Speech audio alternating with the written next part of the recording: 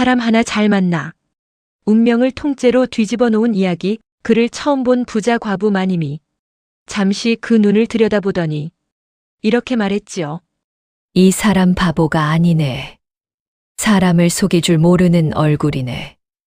그 한마디가 머슴 돌쇠 인생을 바꿀 줄은 몰랐습니다. 바보라서 쫓겨난 머슴이 조선 제일 부잣집 주인이 될 줄 누가 알았겠습니까?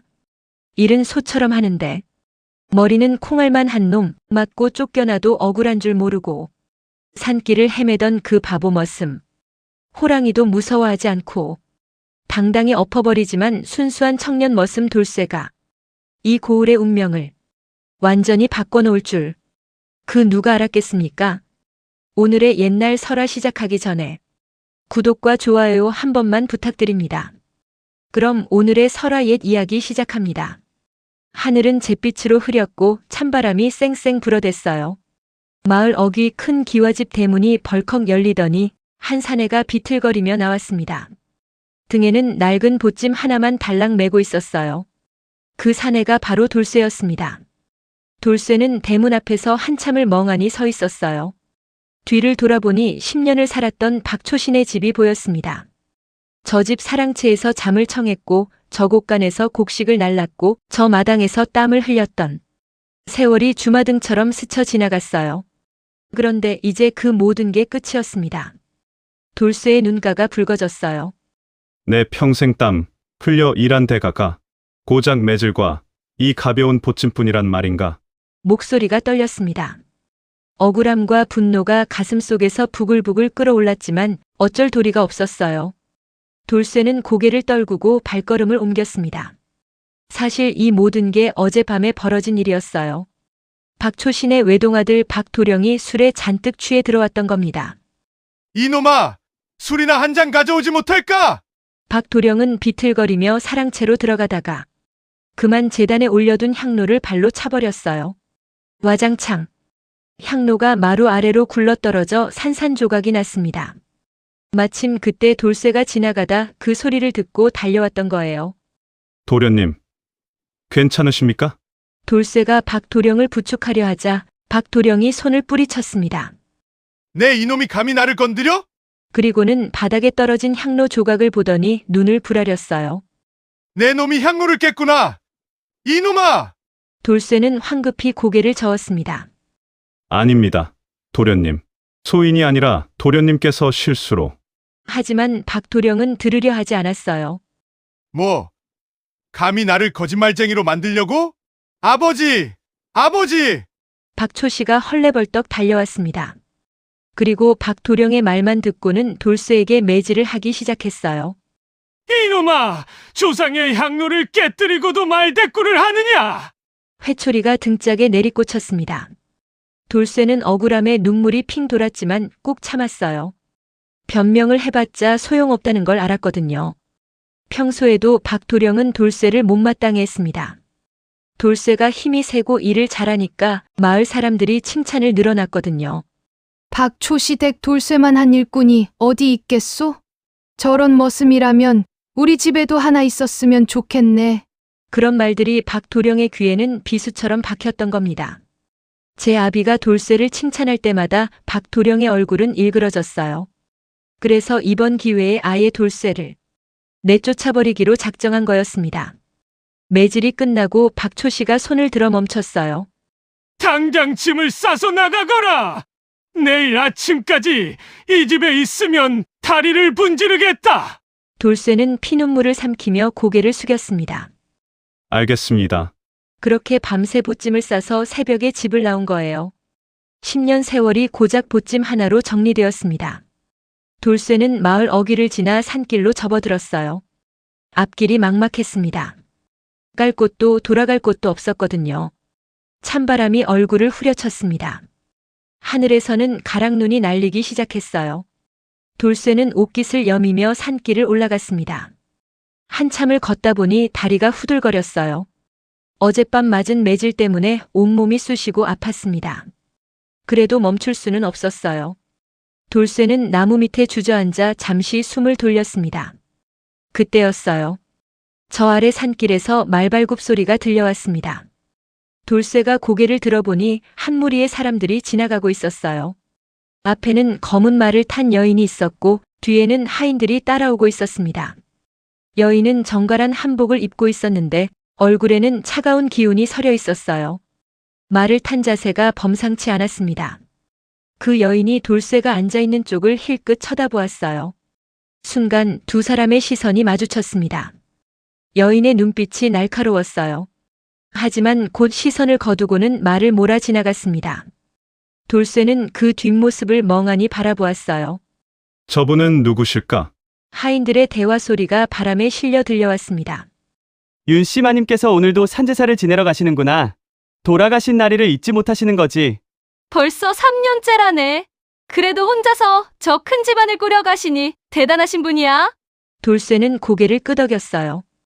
윤씨 부인이라. 소문으로는 들어본 적이 있었습니다. 과부가 되었지만 꿋꿋하게 집안을 지키는 여장부 같은 분이라고요. 돌쇠는 다시 일어나 걸음을 옮겼습니다. 발걸음은 무거웠지만 어쩐지 가슴속에 작은 불씨 하나가 살아나는 것 같았어요. 나도 다시 일어설 수 있을까? 눈은 점점 더 세차게 내렸습니다. 하얀 눈송이가 돌쇠의 어깨 위에 소복이 쌓였어요. 그는 고개를 들어 하늘을 보았습니다. 잿빛 하늘 너머로 무언가가 기다리고 있을 것만 같았어요. 새로운 시작이든 또 다른 고난이든 무언가가 그를 기다리고 있었습니다. 눈은 점점 더 세차게 내렸습니다. 돌쇠는 산길을 한참 걸어 올라갔어요. 발자국마다 하얀 눈이 푹푹 꺼졌습니다. 온몸이 얼어붙는 것 같았지만 그래도 걸음을 멈출 수가 없었어요. 어디로 가야 할지도 모른 채 그저 앞으로만 나아갔습니다. 해가 중천에 떴다가 어느새 서쪽으로 기울기 시작했어요. 돌쇠는 깊은 산골짜기로 접어들었습니다. 주변은 온통 나무와 바위뿐이었고 사람의 흔적이라곤 찾아볼 수 없었어요. 그때였습니다. 저 멀리서 이상한 소리가 들려왔어요.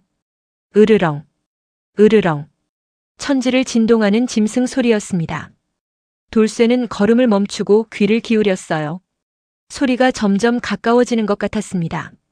아니, 소리가 나는 쪽으로 자신이 걸어가고 있었던 거예요. 돌쇠는 조심스럽게 나무 사이를 헤치며 앞으로 나아갔습니다. 그리고 큰 바위 뒤에 몸을 숨기고 아래를 내려다보았어요. 그 순간 돌쇠의 눈이 휘둥그레졌습니다. 저 아래 눈 쌓인 계곡에 집채만 한 호랑이가 있었던 겁니다.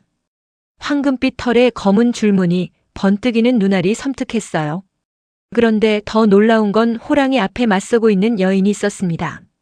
비단 옷을 입은 고운 부인이 가녀린 몸으로 버티고 있었어요. 호랑이는 그 여인을 향해 천천히 다가가고 있었어요. 입을 쩍 벌리고는 침을 질질 흘리며 으르렁거렸습니다. 여인은 창백한 얼굴로 호랑이를 노려보고 있었지만 몸을 움직일 수가 없는 것 같았어요. 제발 물러가거라. 여인의 목소리가 떨렸습니다. 하지만 호랑이는 아랑곳하지 않았어요. 한 걸음 또 한 걸음 다가갔습니다.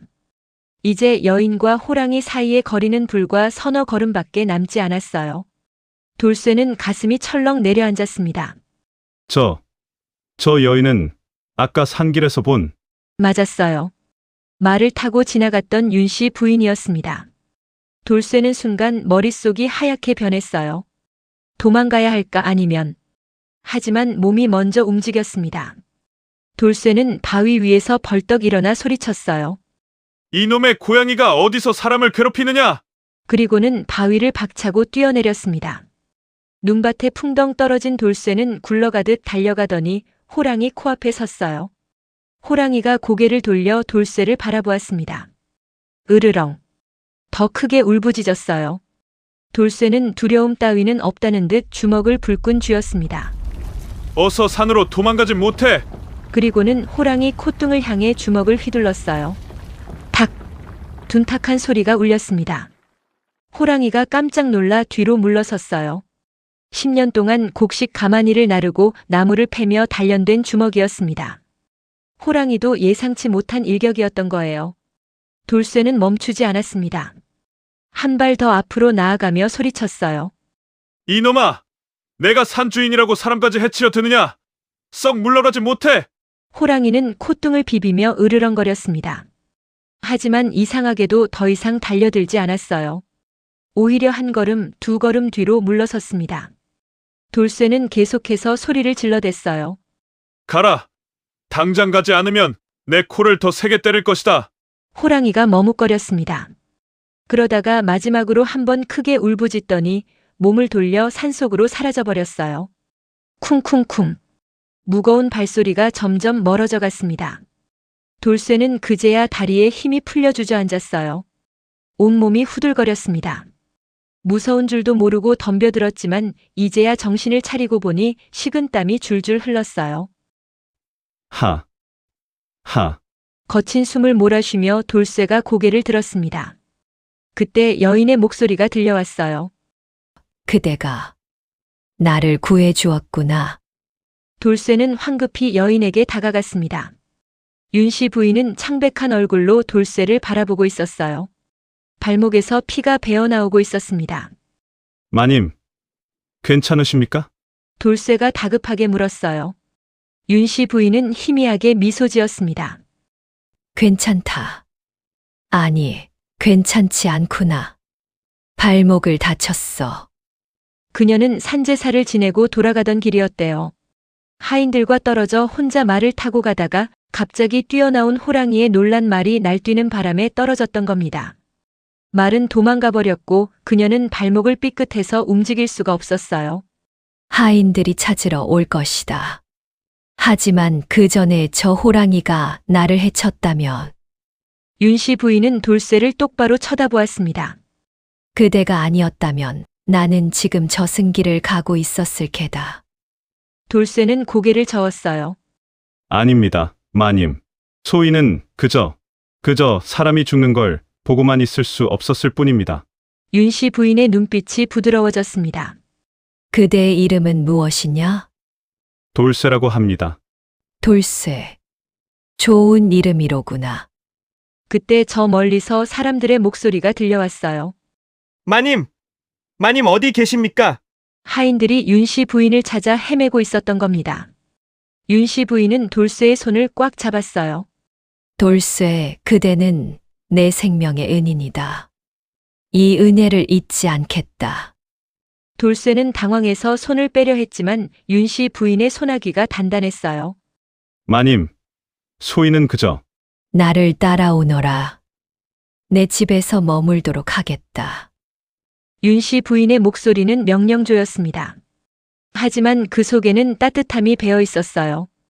돌쇠는 멍하니 윤씨 부인을 바라보았습니다. 운명의 수레바퀴가 돌아가기 시작한 것이었습니다. 하인들이 달려왔을 때는 해가 이미 서산에 걸쳐 있었습니다. 마님, 무사하십니까?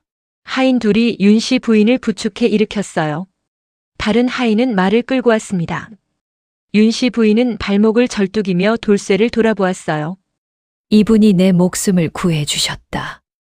함부로 대하지 마라. 하인들이 깜짝 놀라 돌쇠를 쳐다보았습니다. 남루한 옷차림에 보찜 하나 맨 초라한 행색이었거든요. 하지만 윤씨 부인의 말에 하인들은 고개를 숙였어요. 은인께 감사드립니다. 돌쇠는 어쩔 줄 몰라 손을 내저었습니다. 아닙니다. 당연한 일을 했을 뿐입니다. 윤씨 부인은 말에 오르며 돌쇠에게 손짓했어요. 돌쇠, 그대도 우리와 함께 가자. 하지만 소인은 보아하니 갈 곳 없는 처지인 듯한데 우리 집에서 밥이나 배불리 먹으며 지내시지요. 윤씨 부인의 말투는 정중했지만 거절할 수 없는 힘이 담겨 있었어요. 돌쇠는 잠시 망설이다가 고개를 끄덕였습니다. 사실 갈 곳도 없었고 배도 고팠거든요. 일행은 산을 내려가기 시작했어요. 윤씨 부인은 말 위에서, 돌쇠는 걸어서 뒤를 따라갔습니다. 눈은 그치고 하늘이 조금씩 개이기 시작했어요. 한참을 걷다 보니 마을이 보이기 시작했습니다. 그리고 저 멀리 큰 기와집이 눈에 들어왔어요. 돌쇠는 눈이 휘둥그레졌습니다. 박초신의 집도 컸지만 저 집은 그보다 서너 배는 커 보였거든요. 기와 지붕이 겹겹이 이어져 있었고 담장은 끝이 보이지 않을 만큼 길게 뻗어 있었어요. 대문 앞에는 커다란 돌사자 한 쌍이 위풍당당하게 서 있었습니다. 저기가 마님 댁이십니까? 돌쇠가 떨리는 목소리로 물었어요. 윤 씨 부인은 고개를 끄덕였습니다. 그렇다. 보잘것없지만 내가 사는 집이다. 보잘것없다니요. 돌쇠는 입이 떡 벌어졌어요. 일행이 대문에 다가가자 문지기가 황급히 문을 열었습니다. 마님, 돌아오셨습니다. 대문 안으로 들어서니 넓디 넓은 마당이 펼쳐졌어요. 마당 한가운데는 큰 느티나무가 서 있었고 그 옆으로 연못이 있었습니다. 연못에는 얼음이 살짝 얼어 있었고 그 위로 갈대가 바람에 흔들렸어요.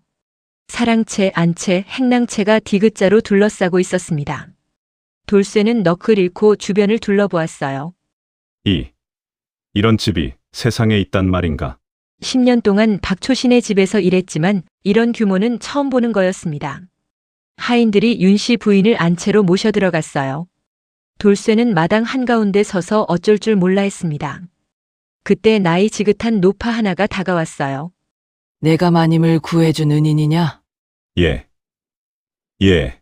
마님께서 너를 잘 대접하라 하셨다. 나를 따라오너라. 노파는 돌쇠를 행랑채 쪽으로 안내했습니다. 행랑채도 아주 깨끗하고 단정했어요. 여기서 씻고 옷을 갈아입어라. 저녁 준비가 되면 부르겠다. 노파가 방문을 열어주었습니다.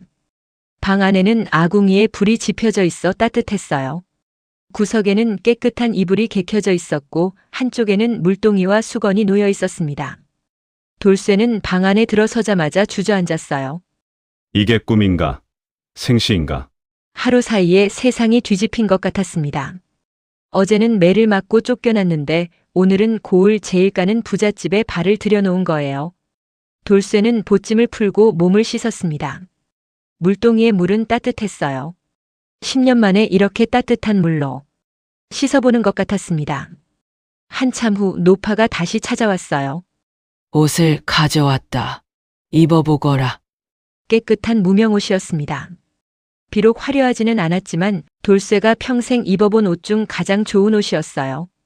옷을 갈아입은 돌쇠는 거울을 보고 깜짝 놀랐습니다. 낯선 사람이 거울 속에 서 있었거든요. 깨끗이 씻고 새 옷을 입으니 자신도 사람 구실을 하는 것 같았어요. 자, 이제 저녁을 먹으러 가자. 노파가 돌쇠를 안채 쪽으로 안내했습니다. 안채 대청마루에 상이 차려져 있었어요. 윤 씨 부인은 이미 자리에 앉아 있었습니다. 발목에는 깨끗한 붕대가 감겨 있었고 얼굴에는 생기가 돌아와 있었어요. 앉거라. 돌쇠는 조심스럽게 상 앞에 앉았습니다. 상 위에는 흰 쌀밥, 따끈한 국, 나물, 생선구이, 고기까지 가득 차려져 있었어요. 돌쇠는 눈물이 핑 돌았습니다.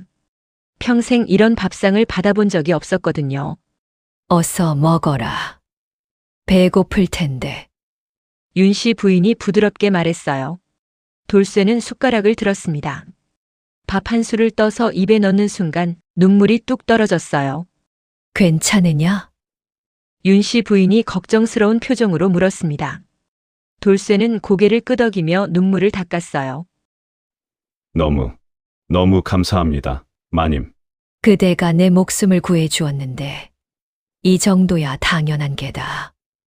윤 씨 부인은 돌쇠를 가만히 바라보았어요. 그의 눈망울은 순박했습니다. 비록 겉모습은 초라했지만 그 속은 맑고 깨끗했어요. 이리저리 잔머리 굴리는 양반들, 돈만 밝히는 장사치들, 권력에 아첨하는 아전들. 그런 자들을 숱하게 봐왔던 윤 씨 부인이었습니다. 하지만 이 사내는 달랐어요. 호랑이 앞에서도 두려워하지 않고 남을 구했고 은혜를 베풀어도 당연하다는 듯 받아들이지 않았습니다. 윤 씨 부인은 마음속으로 생각했어요. 이 사람이라면 믿을 수 있을지도 모르겠구나. 밥을 다 먹고 나자 윤 씨 부인이 입을 열었습니다. 돌쇠, 그대는 어디서 왔느냐? 돌쇠는 박초신의 집에서 쫓겨난 이야기를 했어요. 억울하게 누명을 쓴 이야기, 10년 동안 일한 이야기를 담담하게 풀어놓았습니다. 윤 씨 부인은 고개를 끄덕이며 들었어요. 그렇구나. 그대도 참 기구한 팔자로구나. 잠시 침묵이 흘렀습니다. 윤 씨 부인이 찻잔을 들어 한 모금 마시더니 말했어요. 돌쇠, 우리 집에서 일하지 않겠느냐? 돌쇠는 깜짝 놀라 고개를 들었습니다. 예, 그대 같은 사람이 필요하다. 믿을 수 있는 사람 말이다. 윤 씨 부인의 눈빛이 진지했어요. 돌쇠는 가슴이 벅차올랐습니다.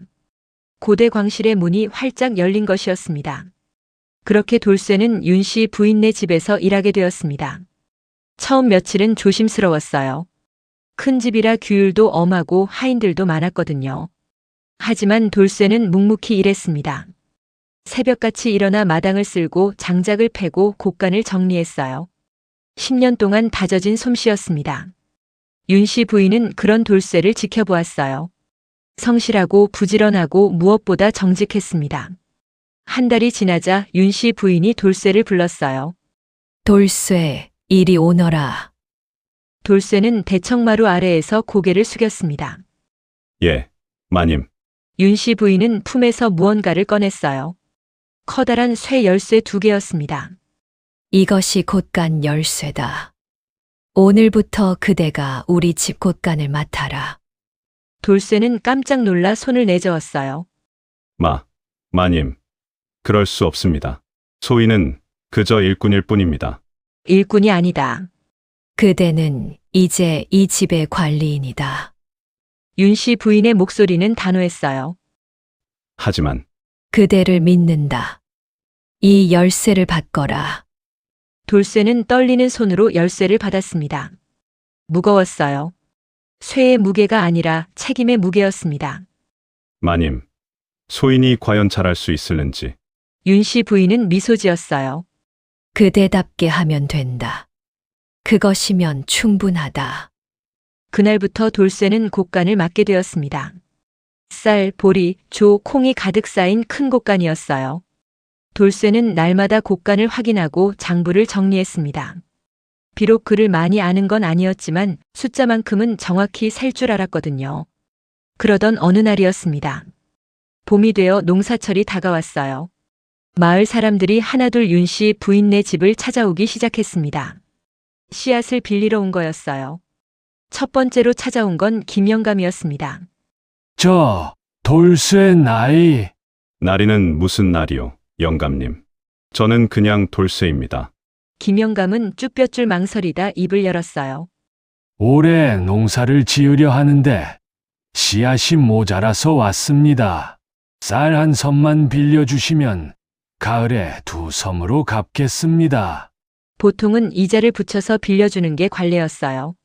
하지만 돌쇠는 고개를 가로저었습니다. 이자가 웬 말입니까? 김영감이 눈을 동그랗게 떴어요. 예, 쌀 한 섬 빌려가시면 가을에 쌀 한 섬만 갚으십시오. 그리고 돌쇠는 곡간으로 들어가더니 쌀을 가득 담아왔어요. 한 섬이 아니라 한 섬 반이었습니다. 이만큼 가져가십시오. 영감님 집에 식구가 많지 않습니까? 농사 지으면서 배고프면 안 됩니다. 김영감은 눈물이 핑 돌았어요. 돌쇠 나리 아니 돌쇠 고맙네. 정말 고맙네. 고맙긴요.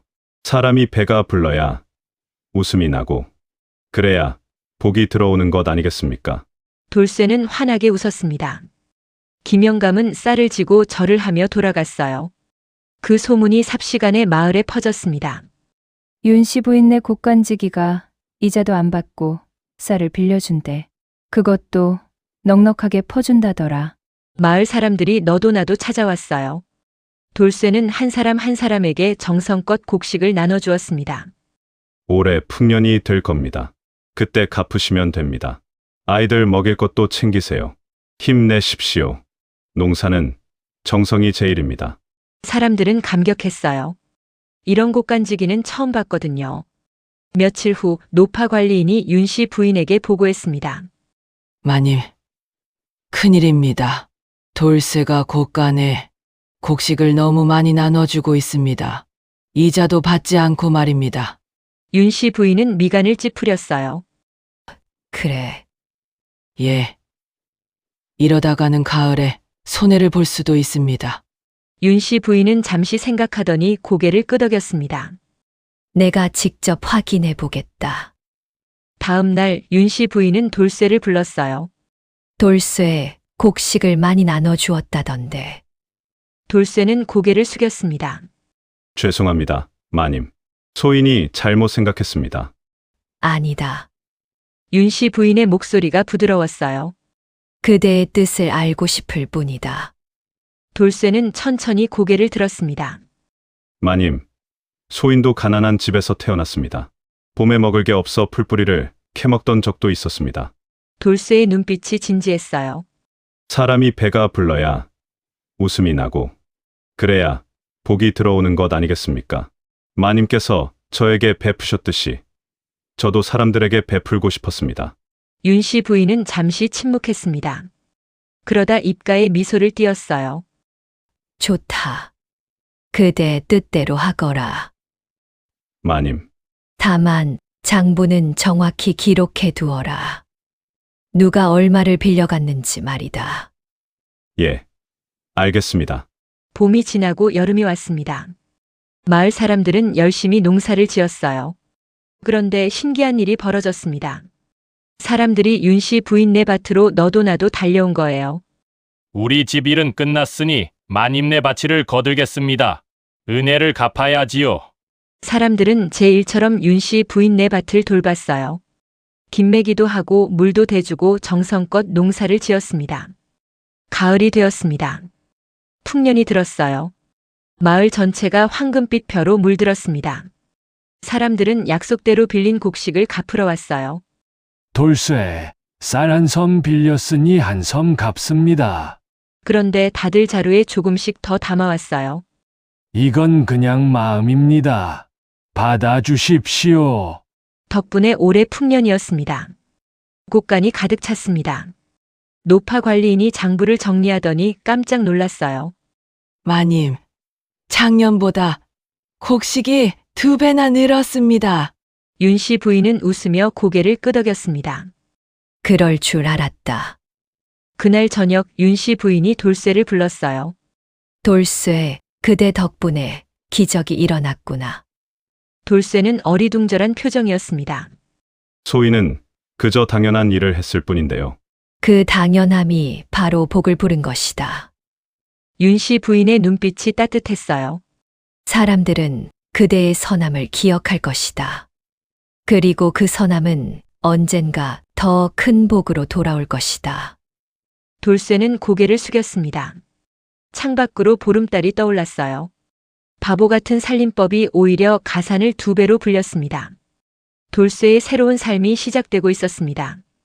가을이 지나고 겨울이 다가왔습니다. 윤 씨 부인은 돌쇠를 유심히 지켜보았어요.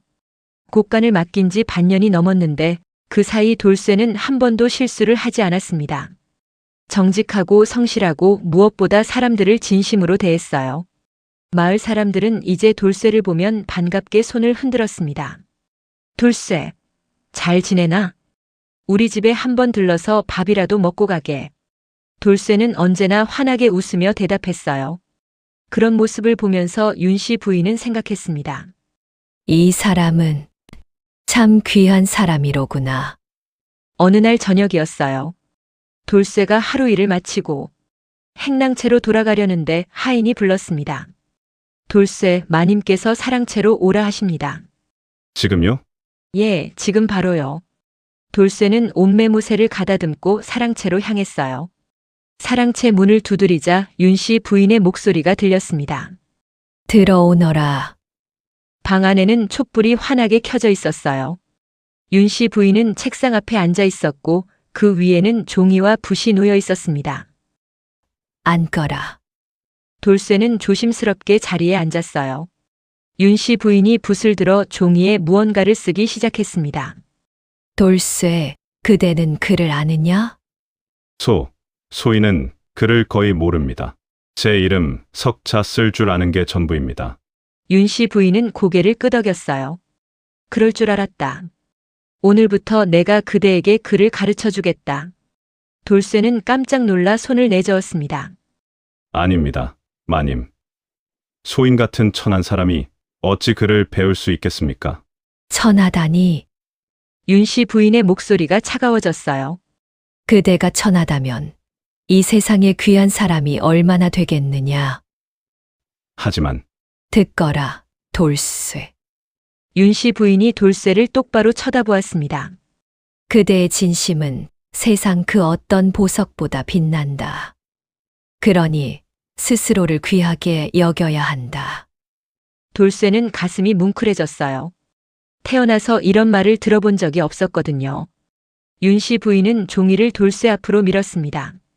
자, 이것이 천자다. 하늘천. 그날부터 밤마다 사랑채에 불이 켜졌습니다. 윤 씨 부인은 정성껏 돌쇠에게 글을 가르쳤어요. 하늘천, 땅지, 거물현, 누를 황. 돌쇠는 붓을 잡고 한 획 한 획 따라 그었습니다. 처음에는 손이 떨려서 삐뚤빼뚤했어요.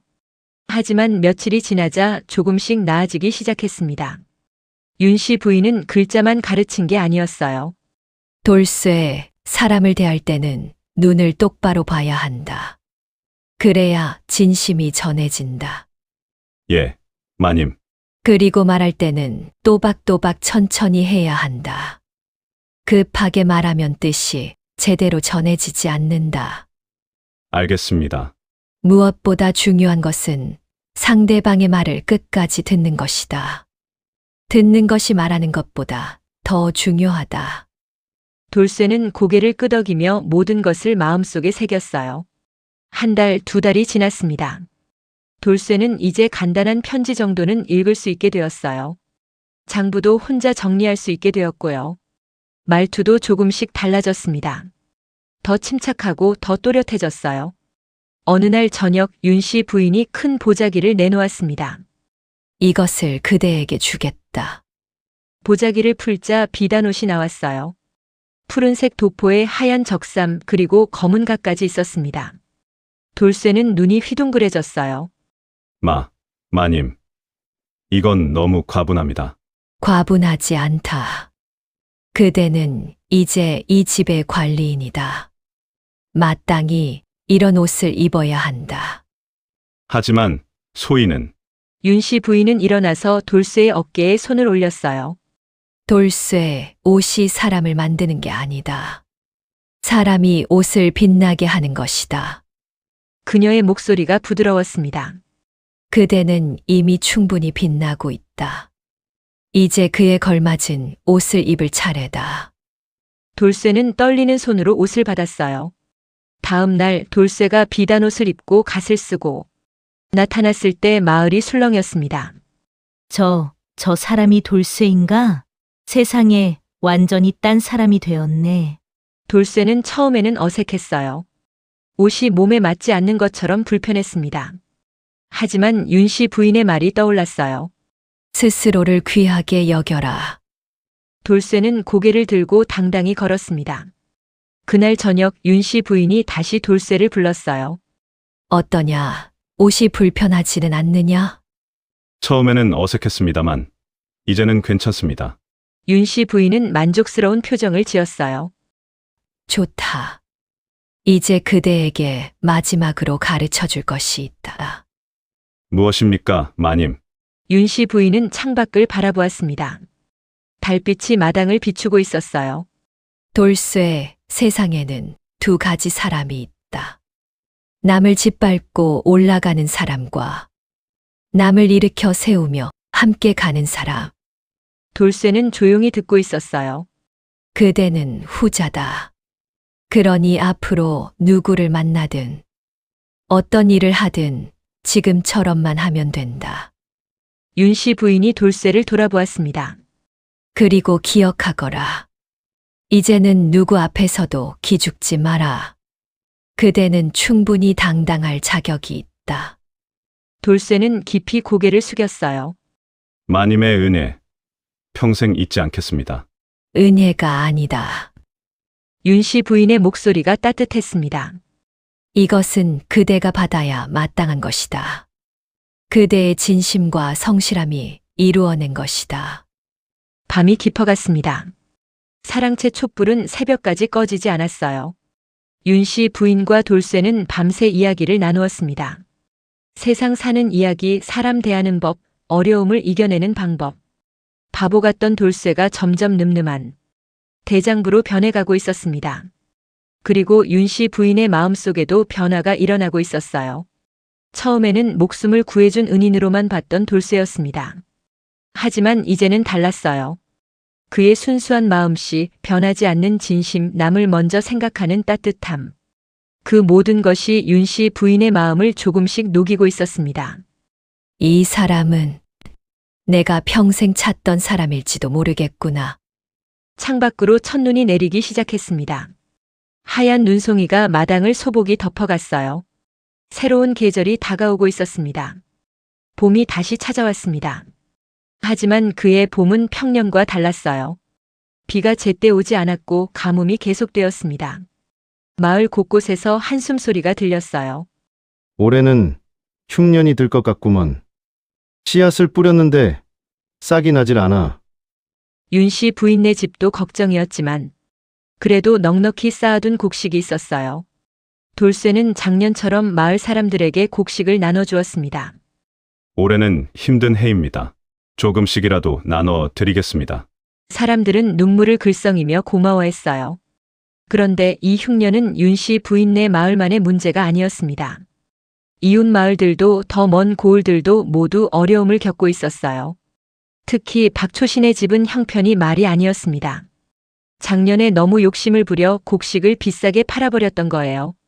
그런데 올해 흉년이 들자 빌려줄 씨앗도 먹을 양식도 부족해졌습니다. 게다가 박도령이 도박에 빠져 빚까지 지게 되었어요. 박초신은 머리를 쥐어뜯으며 고민했습니다. 이러다가는 집안이 거덜난다. 어디선가 돈을 빌려와야 하는데. 그때 누군가 귀띔을 해주었어요. 윤씨 부인네가 요즘 잘 나간다던데요. 곡식도 넉넉하고 돈도 많다고 합니다. 박초신은 이를 악물었어요.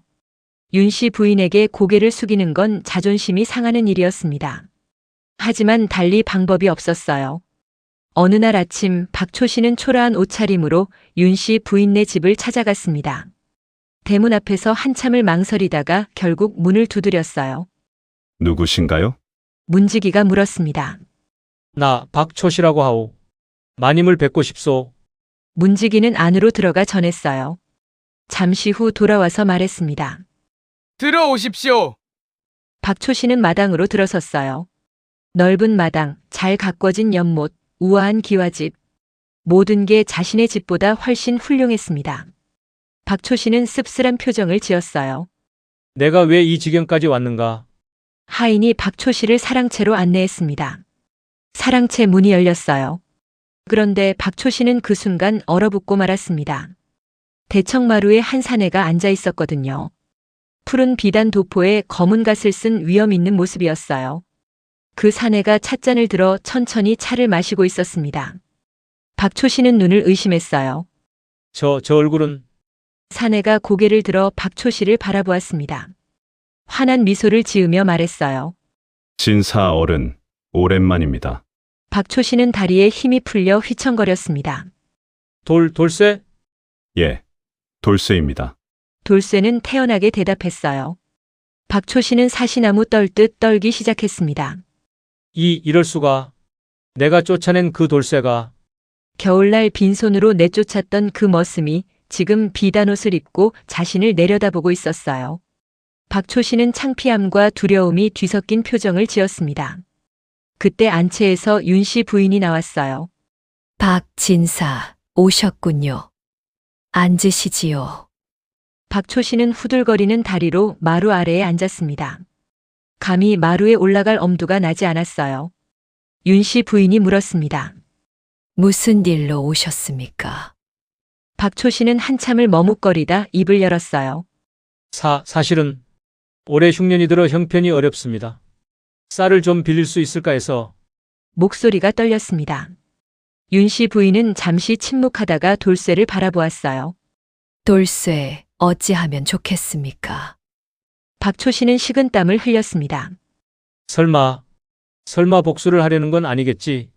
돌쇠는 천천히 일어섰어요. 그리고 박초씨 앞으로 다가갔습니다. 박초씨는 고개를 더 숙였어요. 돌쇠가 입을 열었습니다. 진사 어른. 예. 솥단지 구멍 냈던 바보 돌쇠가 여기 있습니다. 박초 씨는 얼굴이 새빨개졌어요. 옛날 일이 떠올랐습니다. 박도령이 향로를 깨뜨리고는 돌쇠에게 뒤집어 씌웠던 그날 밤. 돌쇠는 계속 말했어요. 그때 진사 어른께서 저를 내쫓으셨지요. 덕분에 저는 이 좋은 집을 만났습니다.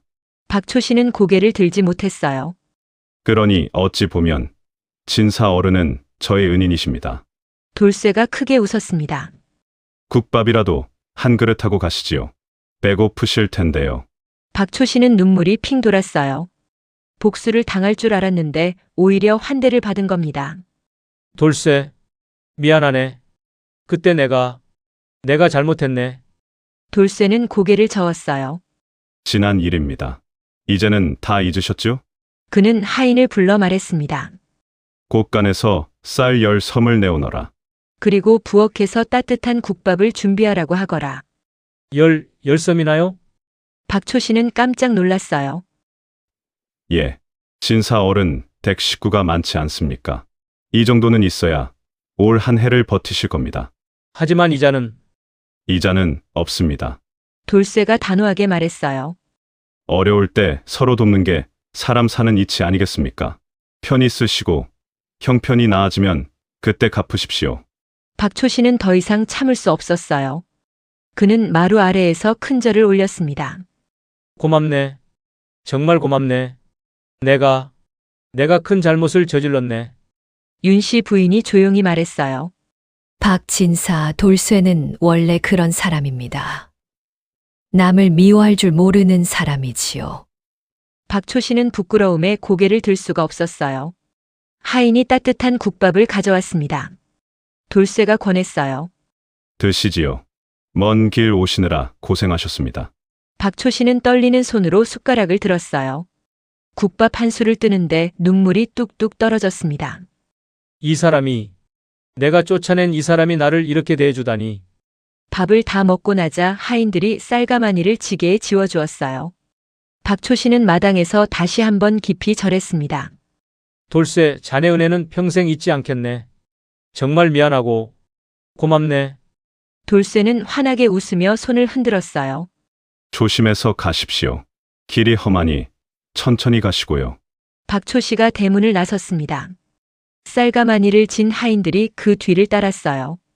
돌쇠는 그 뒷모습을 바라보다가 한숨을 쉬었습니다. 윤 씨 부인이 다가와 말했어요. 그대는 참 대단한 사람이구나. 아닙니다, 마님. 저 사람에게 복수할 수도 있었는데 오히려 베풀었다. 돌쇠는 고개를 저었어요. 복수해봤자 제 마음만 더 무거워질 뿐입니다. 차라리 베푸는 편히 마음이 편합니다. 윤 씨 부인은 돌쇠의 손을 잡았어요. 그대 같은 사람을 만난 것이 내 인생 최고의 복이로구나. 두 사람은 마당에 서서 하늘을 바라보았습니다. 구름이 걷히고 햇살이 쏟아져 내렸어요. 오랜 가뭄 끝에 비가 올 것 같은 하늘이었습니다. 새로운 계절이, 새로운 시작이 기다리고 있었습니다. 박초 씨가 다녀간 이후로 며칠이 지났습니다. 마침내 하늘에서 비가 내렸어요. 촉촉한 봄비가 메마른 땅을 적셔주었습니다. 마을 사람들은 환호성을 질렀어요. 비다! 비가 온다! 이제 살았다! 돌쇠도 마당에 나와 비를 맞았습니다. 차가운 빗물이 얼굴을 타고 흘러내렸어요. 그는 하늘을 올려다보며 웃었습니다.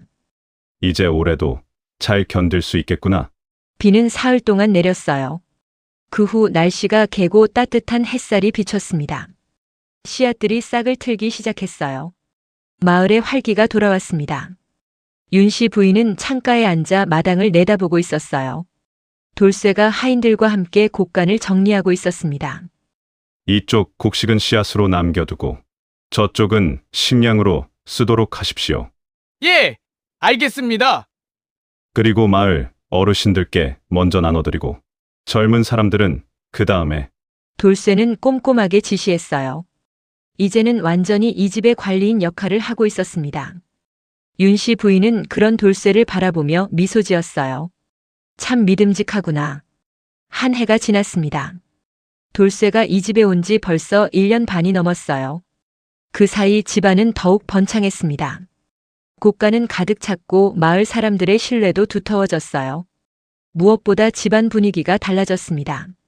예전에는 조용하고 쓸쓸했던 집이 이제는 활기가 넘쳤어요. 하인들도 즐겁게 일했고 오가는 사람들의 발걸음도 가벼웠습니다. 그 중심에는 언제나 돌쇠가 있었어요. 윤씨 부인은 그것을 알고 있었습니다. 이 사람 없이는 이제 단 하루도 살 수 없을 것 같구나. 처음에는 생명의 은인이었어요. 그 다음에는 믿을 만한 일꾼이었고요. 하지만 이제는 달랐습니다. 윤씨 부인의 마음속의 돌쇠는 더 이상 하인도 관리인도 아니었어요. 없어서는 안 될 사람, 평생을 함께하고 싶은 사람이었습니다. 어느 날 밤이었어요. 보름달이 환하게 떠있는 밤이었습니다. 윤씨 부인은 돌쇠를 사랑채로 불렀어요. 돌쇠, 잠깐만 오너라. 예, 마님. 돌쇠가 사랑채로 들어왔습니다. 방 안에는 촛불만 켜져 있었고 차가 준비되어 있었어요. 앉거라. 돌쇠는 평소처럼 자리에 앉았습니다. 윤씨 부인이 차를 따라주었어요. 마님께서 직접 따라주시다니. 오늘은 특별한 날이니까. 돌쇠는 고개를 갸웃했어요. 특별한 날이라니요? 윤씨 부인은 찻잔을 들어 한 모금 마셨습니다. 그리고는 천천히 입을 열었어요. 돌쇠, 그대가 이 집에 온 지 얼마나 되었느냐? 1년 반쯤 되었습니다. 그동안 그대는 이 집을 잘 지켜주었다. 당연한 일을 했을 뿐입니다. 윤씨 부인은 고개를 저었어요. 당연한 게 아니다. 그대가 아니었다면 이 집은 이렇게 번창하지 못했을 것이다. 돌쇠는 겸손하게 손을 내저었습니다. 아닙니다, 마님. 모든 건 마님의 덕입니다. 윤씨 부인은 잠시 침묵했어요. 밖에서 귀뚜라미 소리가 들려왔습니다. 달빛이 창문을 통해 은은하게 들어왔어요. 돌쇠. 예, 마님. 나는 그대에게 할 말이 있다. 윤씨 부인의 목소리가 떨렸습니다. 돌쇠는 처음 듣는 목소리였어요. 늘 단호하고 차갑던 윤씨 부인의 목소리가 이렇게 부드럽고 떨릴 수 있다니. 무슨 말씀이신지요? 윤씨 부인은 돌쇠를 똑바로 바라보았어요. 나는 그대를 믿는다. 감사합니다. 그것뿐만이 아니다. 윤씨 부인이 자리에서 일어났습니다. 그리고 창가로 걸어가 달을 바라보았어요. 나는 그대의 우직함에 내 남은 생을 맡기려 한다. 돌쇠는 무슨 말인지 이해하지 못했어요. 마님. 윤씨 부인이 돌아섰습니다. 달빛이 그녀의 얼굴을 비췄어요. 눈가에 눈물이 맺혀 있었습니다. 나와 함께 이 집의 주인이 되어 주겠소. 순간 돌쇠는 숨이 멎는 것 같았어요. 예. 예? 그대와 혼인하고 싶다는 말이오. 윤씨 부인의 목소리는 떨렸지만 결연했습니다. 돌쇠는 얼굴이 홍당무처럼 빨개졌어요. 마님. 그럴 수 없습니다. 그는 벌떡 일어나며 손을 내저었습니다. 소인은 천안 머슴 출신입니다. 마님과는 감히. 신분이 무슨 대수냐? 윤씨 부인이 단호하게 말했어요. 그대는 어느 양반보다 훌륭하다. 진심으로 남을 대하고 욕심 없이 베풀고 정직하게 산다. 그녀는 돌쇠에게 다가갔습니다. 나는 남편을 일찍 여의었다. 3년 동안 홀로 지냈다. 그동안 수많은 사람들이 나에게 장가를 들자고 했지. 돌쇠는 숨을 죽이고 들었어요. 하지만 나는 한 번도 마음이 움직이지 않았다. 그들은 모두 내 재산만 탐냈을 뿐이니까. 윤씨 부인의 눈빛이 따뜻해졌습니다. 그런데 그대는 달랐다. 그대는 나를 구해주었고, 내 집을 지켜주었고, 진심으로 대해주었다. 마님. 나는 그대가 필요하다. 평생의 동반자로 말이다. 돌쇠는 눈물이 핑 돌았어요. 태어나서 이런 말을 들어본 적이 없었습니다. 천한 머슴으로 태어나 평생 남의 집 일이나 하며 살 줄 알았는데 이렇게 귀한 분이 자신과 혼인하고 싶다니. 하지만 소인은. 그대는 충분히 자격이 있다. 윤씨 부인이 돌쇠의 손을 잡았어요. 나를 거절하려거든 내 마음이 싫어서 거절하거라. 신분 때문이라면 그런 이유는 받아들이지 않겠다. 돌쇠는 떨리는 입술로 말했습니다. 마님을 싫어할 리가 있겠습니까? 그럼 돌쇠는 한참을 망설이다가 천천히 고개를 끄덕였어요.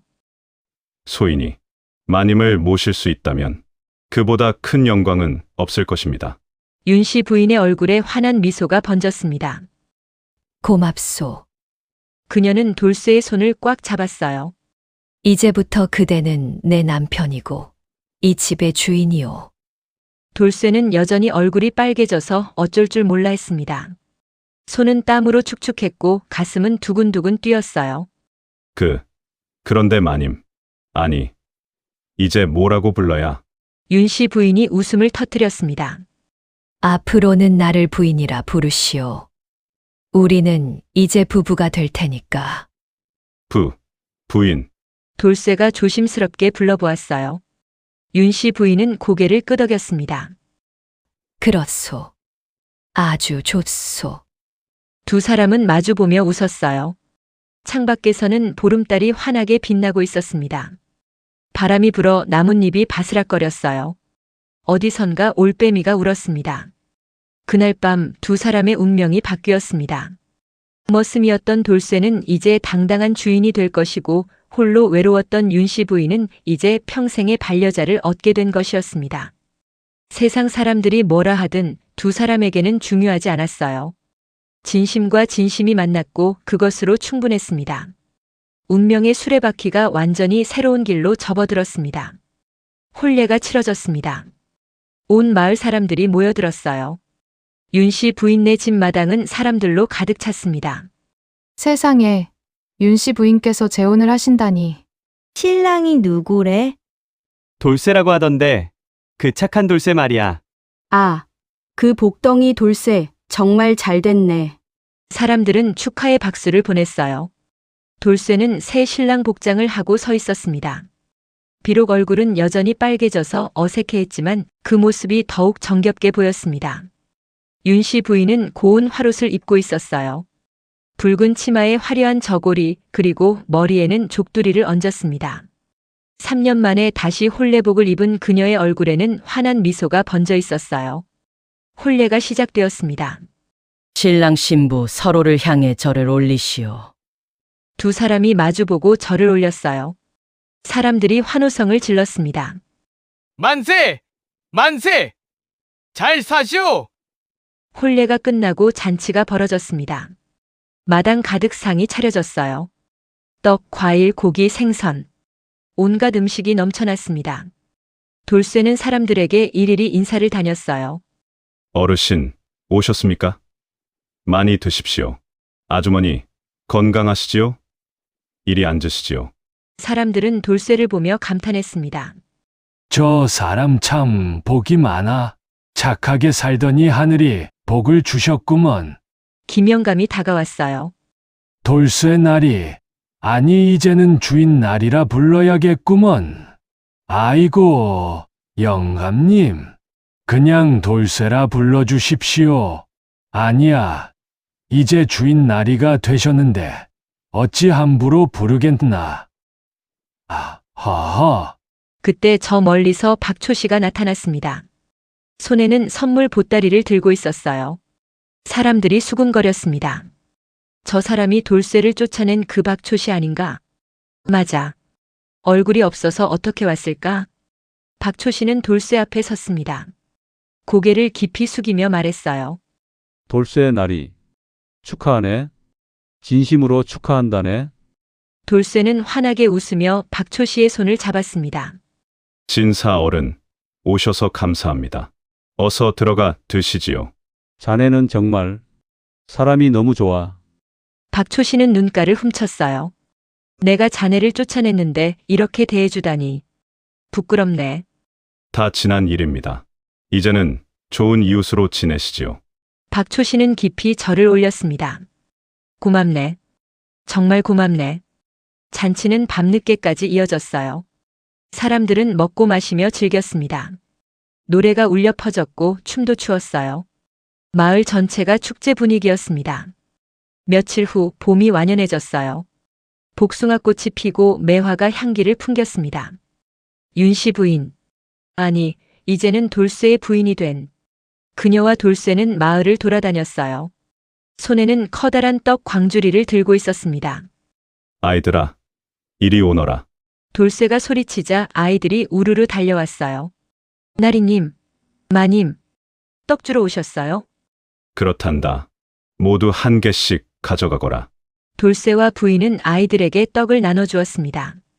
하얀 백설기, 노란 송편, 빨간 수수팥떡. 아이들의 눈이 반짝반짝 빛났어요. 고맙습니다. 맛있겠다. 한 꼬마 아이가 돌쇠를 올려다보며 물었습니다. 나리님, 어떻게 하면 나리님처럼 복을 받을 수 있어요? 돌쇠는 웃으며 아이의 머리를 쓰다듬었어요. 착하게 살면 된단다. 남을 도와주고 거짓말하지 않고 열심히 일하면 하늘이 지켜본단다. 정말요? 정말이란다. 아이들이 깔깔거리며 웃었습니다. 그때 마을 어르신 하나가 지나가다 멈춰 섰어요. 허허, 인생은 모르는 법이지요. 돌쇠와 부인이 돌아보았습니다. 무슨 말씀이십니까? 어르신이 흰 수염을 쓰다듬으며 말했어요. 바보가 진짜 복을 받는 세상이 바로 여기 있단 말이죠. 사람들이 웃음을 터뜨렸습니다. 돌쇠도 함께 웃었어요. 제가 바보라니요? 그렇지 않소. 사람들이 욕심 부릴 때 자네는 베풀었고, 사람들이 원한 품을 때 자네는 용서했소. 어르신이 고개를 끄덕였습니다. 세상 사람들 눈에는 바보 같아 보였지. 하지만 하늘이 보기에는 제일 현명한 사람이었던 거요. 돌쇠는 부끄러운 듯 고개를 숙였어요. 부인이 돌쇠의 손을 꼭 잡았습니다. 그대는 진짜 바보가 아니라 진짜 현명한 사람이요. 부인, 나도 그대를 만나 복을 받았소. 두 사람은 마주보며 웃었어요. 마을 사람들이 박수를 쳤습니다. 복덩이 나리 만세, 윤씨 마님 만세, 두 분 만세. 환호성이 마을에 울려 퍼졌습니다. 봄바람이 불어왔어요. 꽃잎이 흩날리며 하늘로 날아올랐습니다. 아이들은 떡을 먹으며 깔깔 웃었고 어른들은 흐뭇하게 바라보았어요. 돌쇠와 부인은 나란히 서서 그 모습을 지켜보았습니다. 햇살이 따스하게 내리쬐었어요. 돌쇠는 생각했습니다. 이것이 꿈인가 생시인가. 불과 1년 전만 해도 빈손으로 쫓겨났던 자신이었어요. 갈 곳도 없이 눈 내리는 산길을 헤맸던 그날. 호랑이에게 쫓기던 여인을 구했던 그 순간. 모든 게 운명이었던 것 같았습니다. 부인이 속삭였어요. 무슨 생각을 하고 있소? 그저 감사한 마음뿐입니다. 나도 마찬가지요. 두 사람은 손을 꼭 잡고 마을길을 걸었습니다. 뒤에서는 아이들이 따라오며 노래를 불렀어요. 복덩이 나리 우리 마을의 복덩이. 노랫소리가 봄바람에 실려 퍼져나갔습니다. 고을 사람들은 이제 돌쇠를 바보라 부르지 않았어요. 복덩이 나리라고 불렀습니다. 그리고 그들은 알고 있었어요. 진심으로 살면 복이 온다는 것을, 착하게 살면 하늘이 돕는다는 것을요. 돌쇠와 부인의 집에는 언제나 웃음이 넘쳤습니다. 곳간에는 곡식이 가득했고 마당에는 사람들의 발길이 끊이지 않았어요. 저녁이면 두 사람은 사랑채에 앉아 차를 마시며 하루를 돌아보곤 했습니다. 오늘도 좋은 하루였소. 그렇소. 내일도 좋은 하루일 거요. 창밖으로 별이 떠올랐어요. 반짝이는 별들이 두 사람을 축복하는 것 같았습니다. 억울하게 쫓겨났던 머슴이 최고의 부자마님을 만나 고대 광실의 주인이 되었으니 이것이야말로 하늘이 정해준 인연이자 운명의 반전이었습니다. 돌쇠는 창밖을 바라보며 중얼거렸어요. 정말 신기한 일이지요. 무엇이 말이오?